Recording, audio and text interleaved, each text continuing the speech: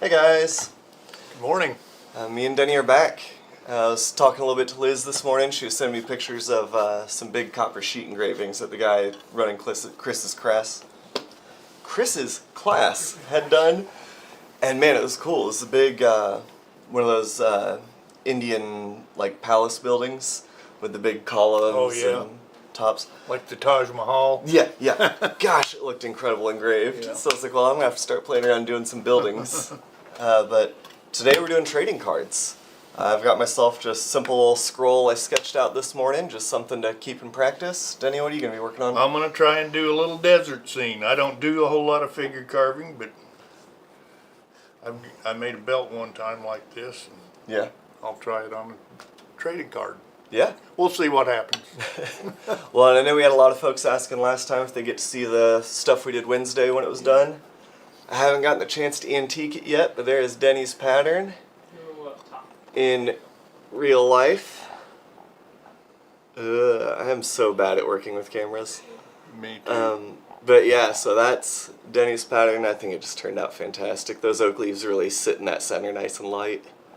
It looks great. And then I went ahead and got mine all done and antiqued, but I also... I love your little artwork there. Yeah, I painted the landscape. I used Finichi water stain and patience. And patience. And got in there and did that. So my little landscape's all painted up and everything else is antiqued, so... I like your note at the top. Oh yeah, so I have to make notes to myself because I always forget when I want to do fancy dye jobs. And I throw my sealer on there to antique it, and only out of luck at that point. Because I love a dyed background, but I can never remember to do it. But I'm going to get to cutting. That's what I'm going to do. But yeah, Liz says hi, everybody. She told me to tell y'all hi. So hello from Liz. Is she having a good vacation? I think so. What she told me before she left is she's excited. Chris is going to be in class all week, and she's going to be in a cabin by herself reading books all week. So I'm glad she's getting that time. It's good to give yourself some vacant hours. You know, a lot of times we're gone, out of town and stuff, and we go do things. But it's work type stuff, and don't get to vacation very often. No. Nope, she does a lot of running around for this place, and will sneak away for an afternoon if she can, but never really gets to do something like this where she can just truly relax. So I'm happy for her.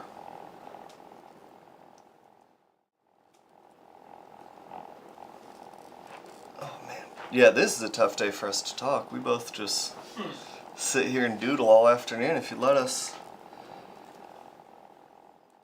I think they're going to let us. They don't have a choice. Yeah. Tell you what though, Denny, my wife is still on me about wanting to go carp fly fishing. Oh yeah. I've caught carp on a fly rod before. Yeah. Seems fun. They are strong fish. Yeah. Yeah, it seems like a blast, and I'm trying to find a place around here, but I suppose I can just hit up the deep end of the Springfield Lake or Fellows or what have you, and They're all over that place, man. yeah, get up in that duckweed. I was out there one time and they literally were the water was just boiling with carp. I was like, well, this is a new one. Yep. Somebody was saying the other day that on some river, I think it was a different state, but they're paying $100 a pop for getting those Asiatic carp. I was like, no way. 100? Right. Oh, dude, They might be paying $100 a truck bed. Yeah, no. Because I was like, no way, man. Those things actually jump in your boat. Yeah. There's no way. But if they are, let me know, and I'm out of here. Gone. I was gonna say I'm gonna quit my job. If I can get $100 a head off carp, I'll see you later. When I was a kid, whenever we'd go squirrel hunting, we'd always, split and cure the tails and sell them to, fly companies. Because they used to pay decent, Yeah.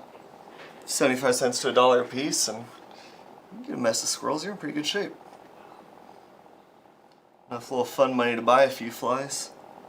I think now most of the companies, that's how they do it, is, credit or exchange.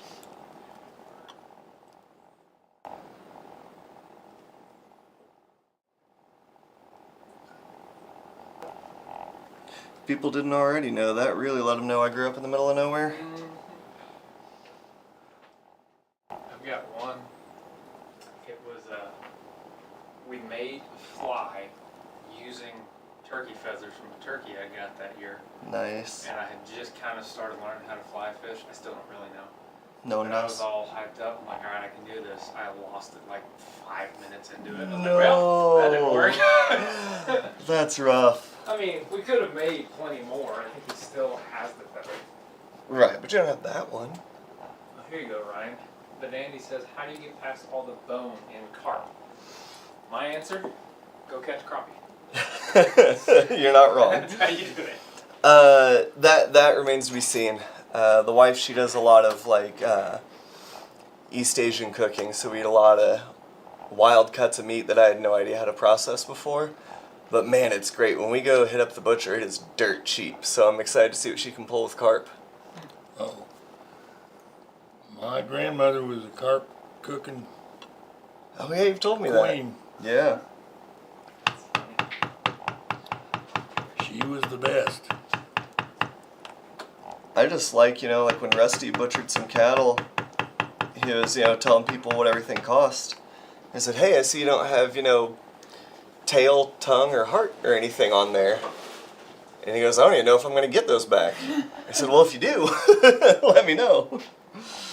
I mean, tail's a little out there, but I feel like Rusty would definitely eat cow tongue. Yeah, he didn't say anything about the tongue ever, I don't recall, but he did give us the heart, or one of them.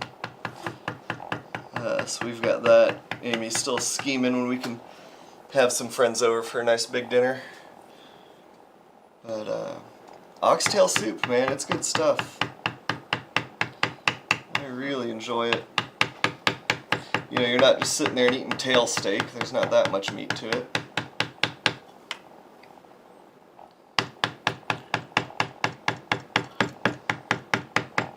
She gets me. Actually, cowtail has quite a bit of meat on it. I mean, yeah, more than you'd expect. But, it's... Chocolate. Yep, filled with all creamy, whatever it is. I don't know. Never actually eaten one. Oh, really, man? They're great.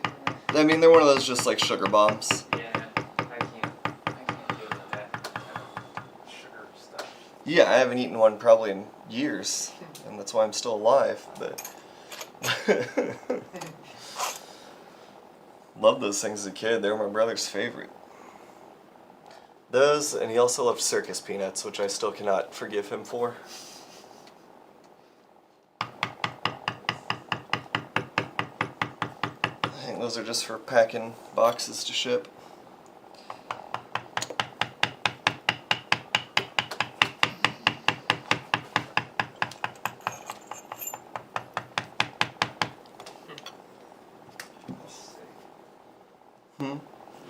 Oh, thank you, man. I was really happy with that. It's rare that I'll be really excited about my own work. Not because I think I do a bad job, but I just spent hours looking at it, but in fine detail, tool touch by tool touch. Is it one of those by the time you're done you don't like it anymore? Right, because I've seen every little detail that's not precisely where I wanted it. Smoking carp, that's a good idea. I don't know if you should admit to that in front of too many people. And, yeah, but Andy, I agree, man. I'd take squirrel over a circus peanut any day, but I really enjoy squirrel. I think I'd take squirrel over a lot of things.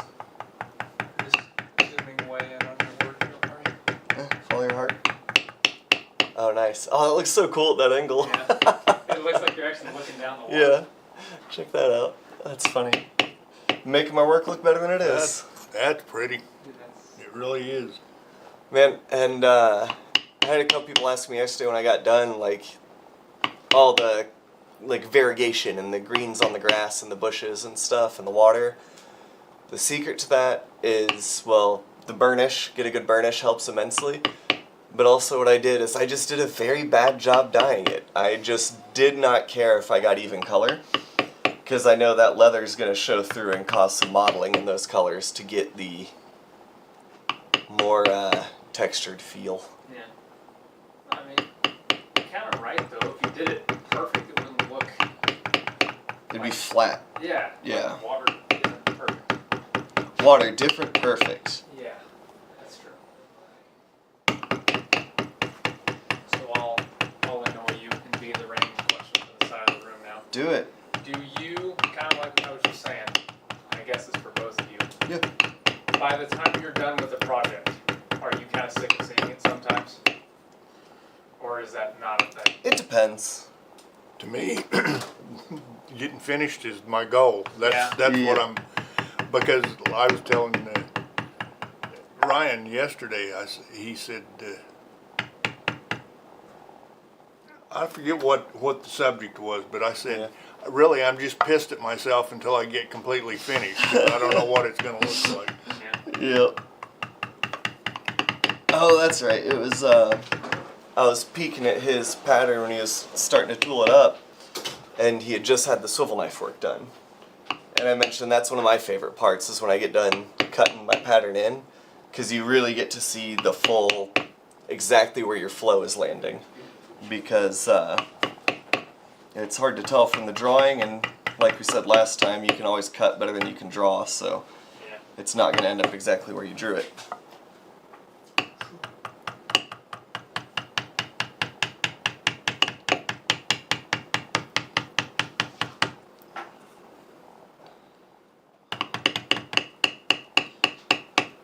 Something like this, I've always got to remind myself what Denny told me one day, which is always bevel your long lines before you bevel the lines that run into it. What that does is it allows that line running into it to stay raised, so your pieces all look full. Well, if you don't do that, you mash down what you've already done. Too. Right. You obliterate it. Yep. That's a good point. Matter of not doing the work twice. Yeah.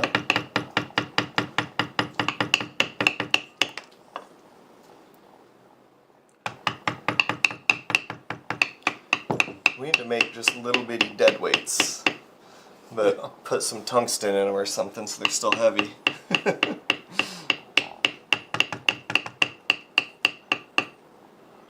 Something like these trading cards are probably the hardest there is to tool, because you don't have any purchase on them. Right, and you don't have just a ton of space for tooling either.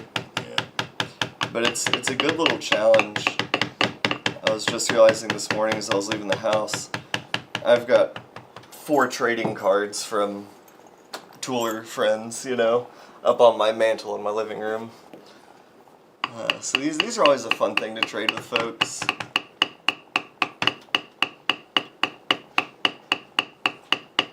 Enjoy having my little display.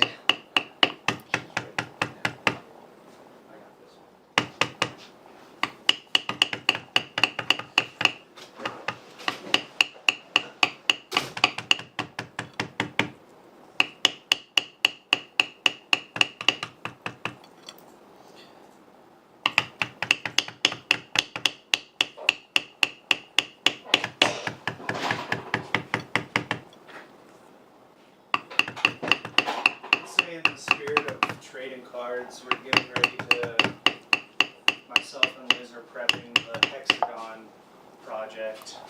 The hexagon project? So it's going to be, I don't remember exactly how many hexagons it is. We're going to be sending them out to different crafters to tool on. Very cool. And for them to send it back, and we're going to make one massive project. Nice. It's kind of like that mural. Yeah, Yeah. very much so. That's really cool. I love that. We already put something out on Discord for people who are interested in doing it.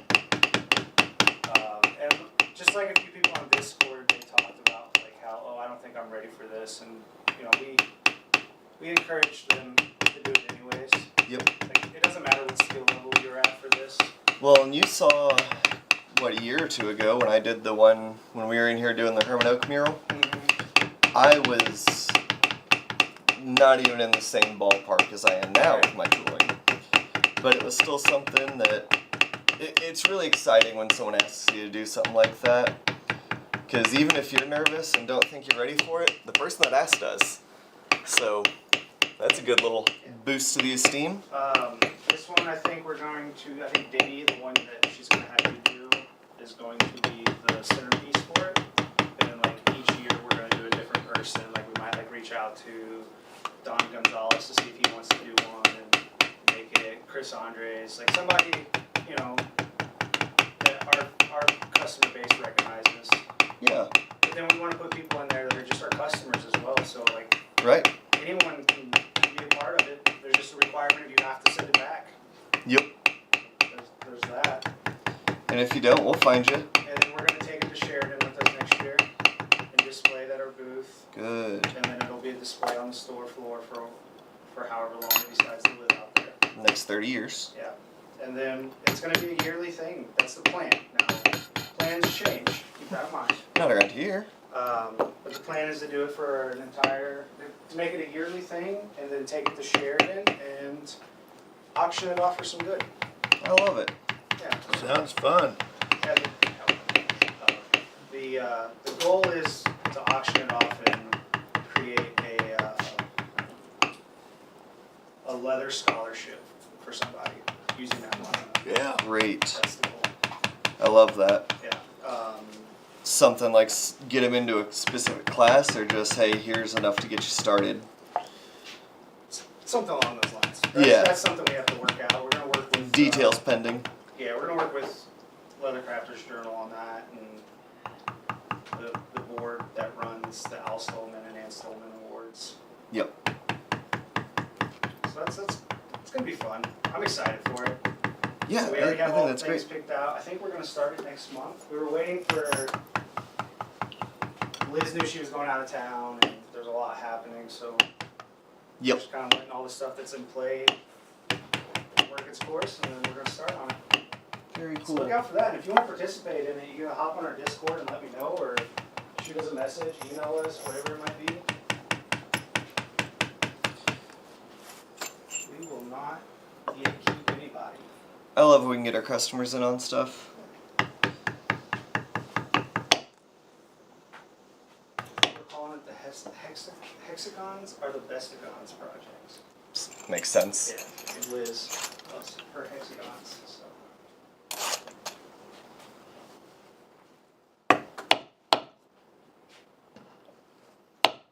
Well, and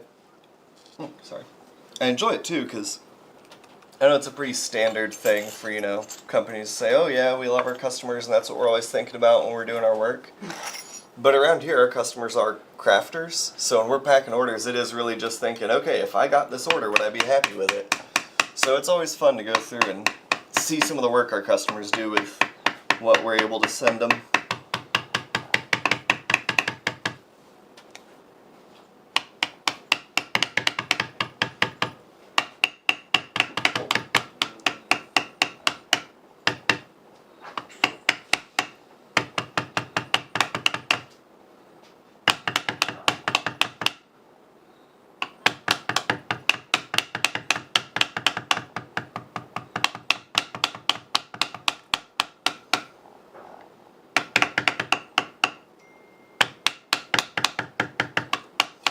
Any other questions?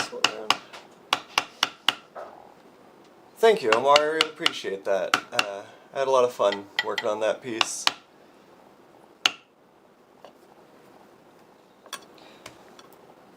I always enjoy when I'm asked to tool something fancy, because I always like to make it hard on myself with learning something. That's just good times.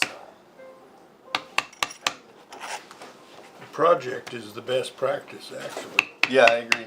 because you put more effort into it.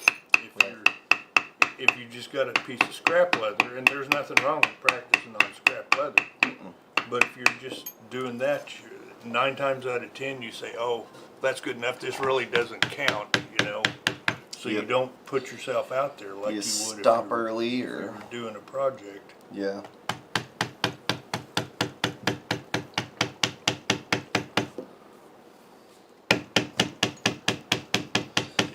So this one, my goal is to try and get my layers really good and dramatic.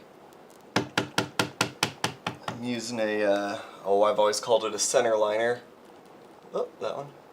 One of these little funny shaped, just lined tools. That's what it is. This one's Berry King, but there's a craft tool equivalent.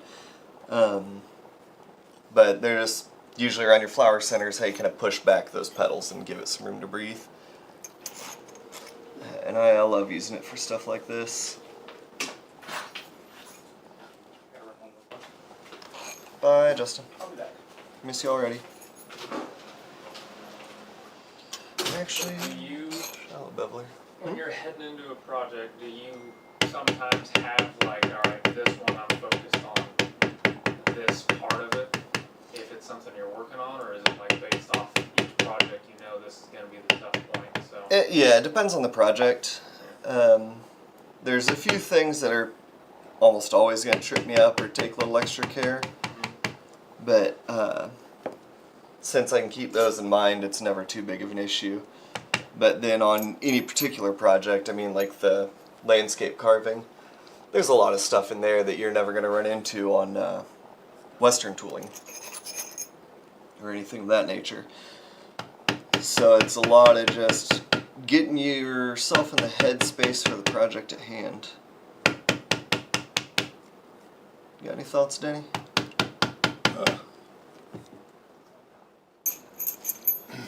No. I don't know. I really didn't hear the question. I was concentrating on this little cactus. What was the question? When you're heading into a project, do you already have in mind, like, here's the things I really need to keep an eye out for, be careful about? Or is it pretty much project by project, there's always something different that you got to watch for? Well, it depends. If you do a lot of different type of projects, yeah, you've got to make a plan. If you're doing the same project over and over, you say, well, last time, or when you're doing that project before, you're saying, I wish I wouldn't have done that, or I wish I would have done this. So the next project you're doing, you concentrate on those things. Yeah. And a lot of times you overlook something else that you did good before, and Yep.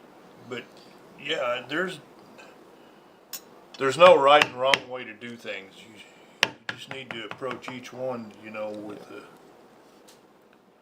different intent. But I tell you, every time I am doing just a little scrap test of an idea or just playing around to kill half hour, that's always some of the best tooling I ever do, and it drives me insane. So here's the eternal debate. Yeah. Do you think it's better to be really good at one thing, and you could apply this to other craft, like Denny was saying, if you do a lot of different things, but do you think it's better to be really good at like your thing, or just do all of it? It'd be very hypocritical of me to say get good at one thing. Yeah. If anyone knows me, I've talked on here a bunch. I've had every hobby under the sun, and I keep half of them around. Yeah. Talking about that the other day, I love transferable knowledge. Yeah. When you start learning to do things with your hands, a lot of it translates between styles and crafts and materials really well.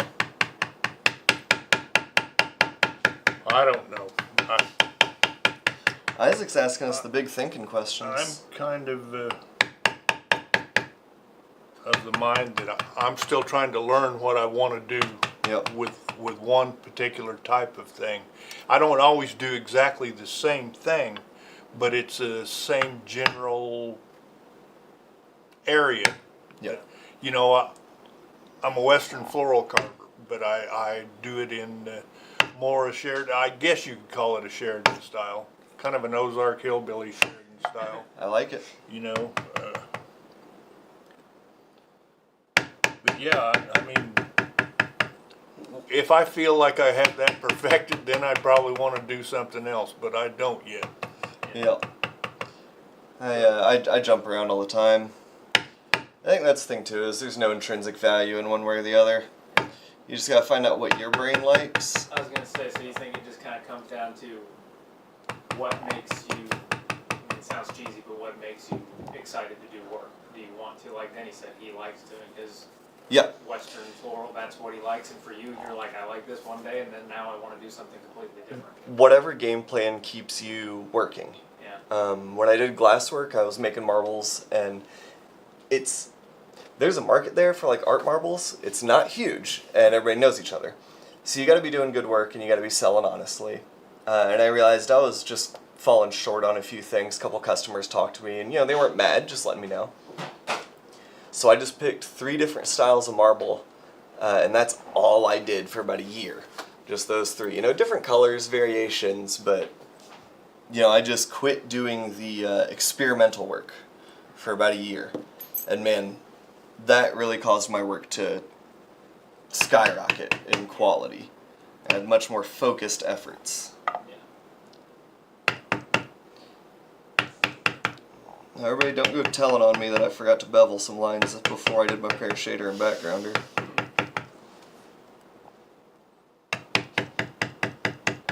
Ah.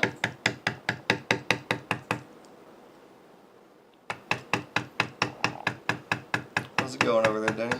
Okay, I guess. Well enough? I don't know. Not I'm mad at just yourself kinda, yet? Oh yeah, I'm Yeah. completely jacked. That's always something I gotta remind myself of, is there's no point in getting frustrated while I'm working on a project. Especially if it's a commission or something. Because you can either be frustrated and get the project done on time for the customer, or you can be cool about it and get the project done on time for the customer. It's not really a different choice. What do we got up here? I was gonna say, did you talk to the William Morton dude?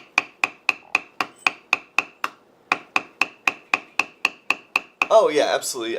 Taping or gluing leather to other stuff is a great way to cheat thickness for tooling. Was it Jim or Ed that was all about the thick poster board to glue your leather to? I can't remember. Might have been both of them. But Jim Linnell. Jim Linnell, is he doing Yeah. that? Yeah. Well, if you're trying to tool a real thin piece of leather, say a 2 to 3 or a 3/4, Right, right. if you glue your leather to a thick piece of poster board or something similar to that, you can actually create more of an illusion of depth. Right, by right. doing that. A little more meat behind it. Yeah.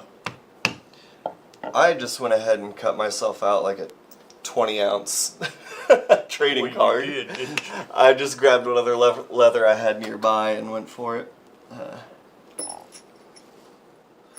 didn't even notice that. Yeah, it's crazy. It's over a 1/4 inch thick, I'd say. It's a good chunk. But I've got this belly sitting next to my workbench there that's just, cut something out of it where I need a little part.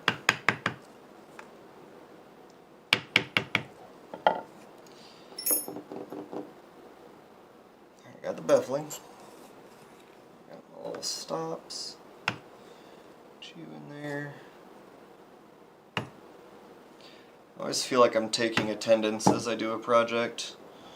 Going through. Attendance. Yeah, make sure everybody showed up at the time they're supposed to. All my little tooling steps that you gotta keep in your head. As you can see, I set tools down and pick them back up all the time because I forget. And quit just dropping tools. Get lost.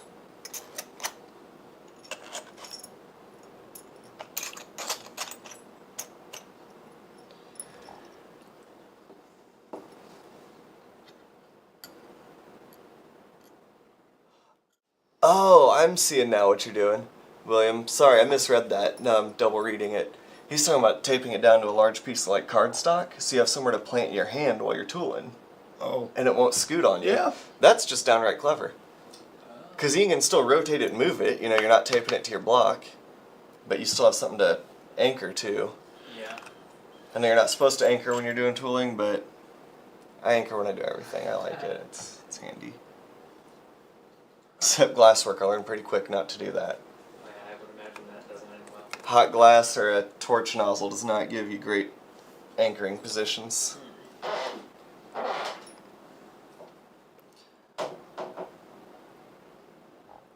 Really burnt myself less times than I expected in that craft, though. That's good, right? Yeah, That's yeah. a good thing. Absolutely. Quite pleased with that outcome. I think the worst one I ever had was a glass rod got hot too quick and they'll blow up when they do that. And this one's about the size of my thumb diameter. So I'm warming it up in the flame and got distracted and, you know, turned my head and pushed it all the way in the flame. And it just went bang and shattered. And the very corners were already molten. So a piece of glass shot through my beard and stuck to the skin of my neck. Just burned a little hole in my beard and stuck to my neck. Wow. It is unpleasant. To say the least. Yeah. But a buddy of mine one day sent me a picture from the ER. He was working on about a 2-inch diameter marble, big guy, and you know it's just under 2,000 degrees when you're working on it, and it dropped off his holding rod, and just brain fart caught it. Oh my god, no. Yeah, the pictures were gross. Oh god. Well, anyways, moving on. Denny, this one's for you. Heart of the West says, has Denny done an Indian paintbrush flower tooling in a Sheridan style or similar? I have a request on tapiokes, and since they just have straight stems and different type leaves, I'd like to see how others have done them. I have never done an Indian paintbrush. I need to look into that and Yeah. possibly try it. Yeah. That's what I was just saying. I was like, I haven't, but I ought to. Yeah. Oh, that's looking good, Denny. Yeah. I love it. It's all right. I got a little cow head. See my little dead cow. Oh, nice. I like that. Did you ever read like the old Snoopy comics and stuff? His, what was it, Woodstock's cousin that lived out in the desert, or Snoopy's cousin that lived out in the desert? I just always think of that. Yeah.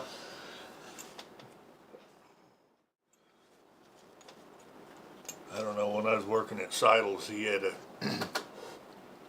he did a lot of business with the Bolin Silver Company, which was started by Ed Bolin, who's, you know, premier silversmith, Western silversmith. But their original shop burnt down, and one of the few things that they saved was a belt embossing roll, you know, with a desert theme to it. Oh, wow.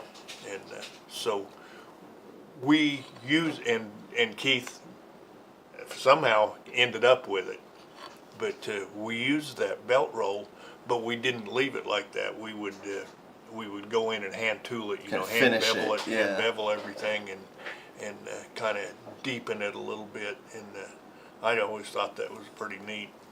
Yeah. You know, that was one of the few things that wasn't a floral carving deal that I did enjoy. So,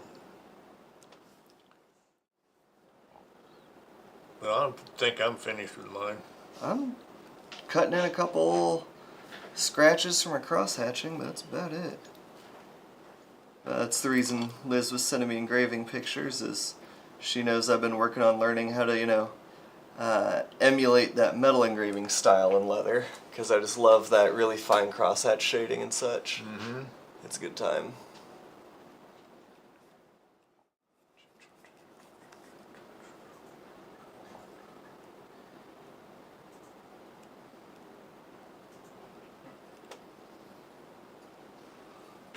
This will show up better when it's antique than it does right now. You gonna But dry anyway, paint that's it? that.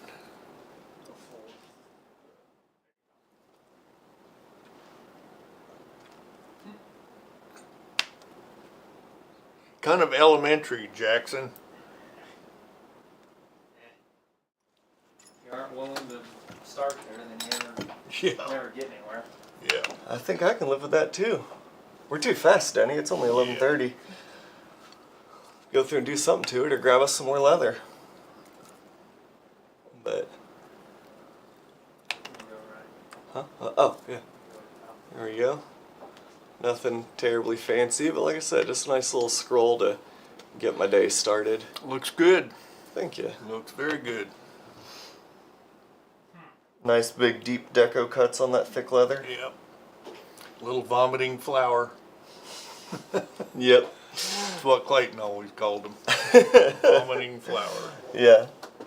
Well, what do you think, Denny? Ought we do another one, or I don't know. anybody got any more questions? We both work too fast. Oh, man.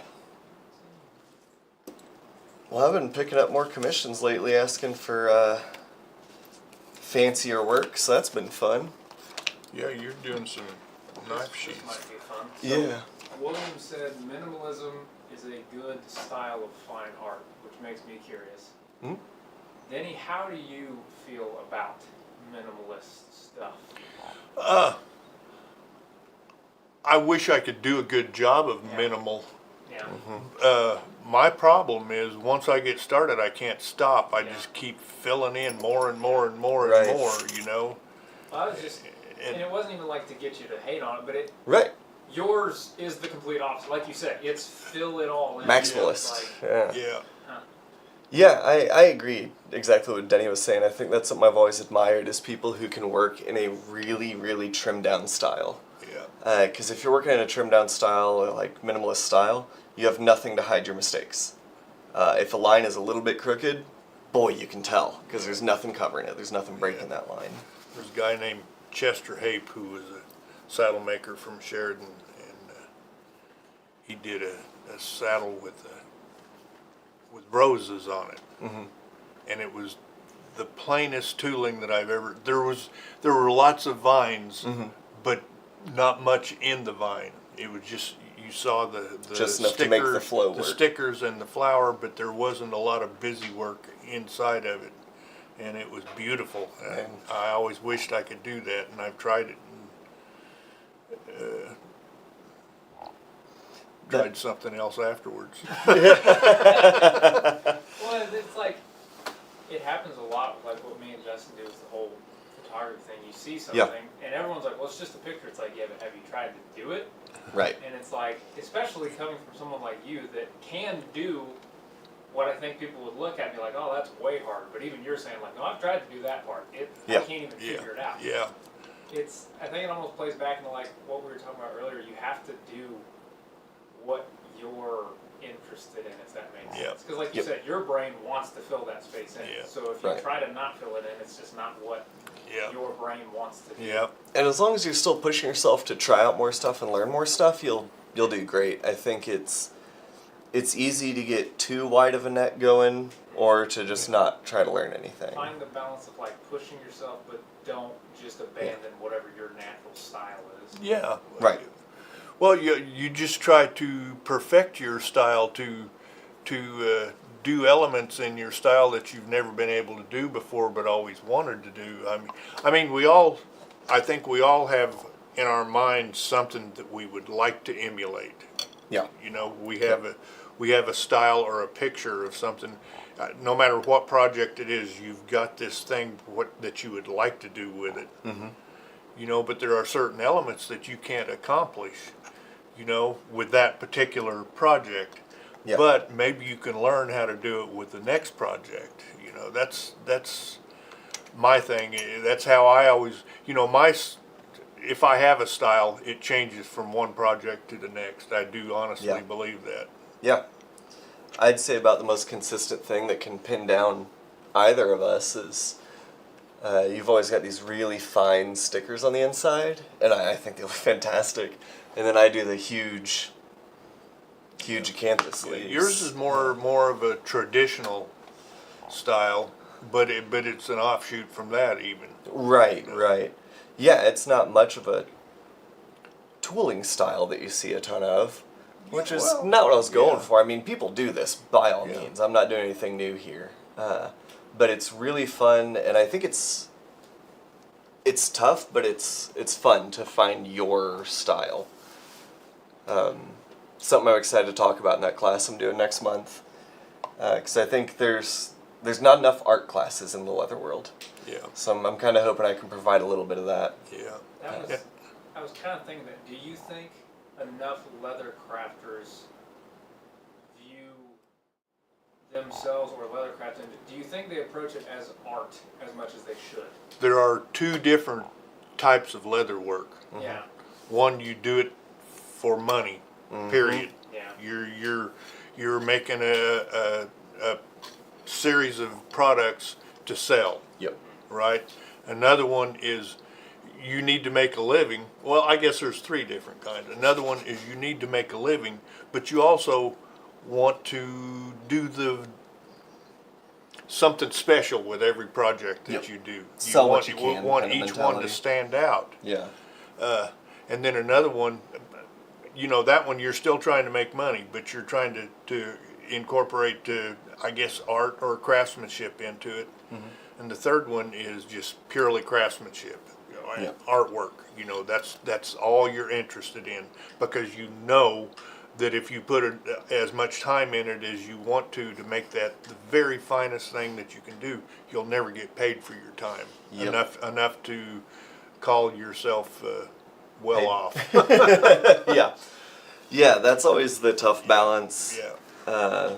But I think at the end of the day, anyone doing any craft, or even if you don't, I think it would just benefit anybody to take more art classes, learn more about art.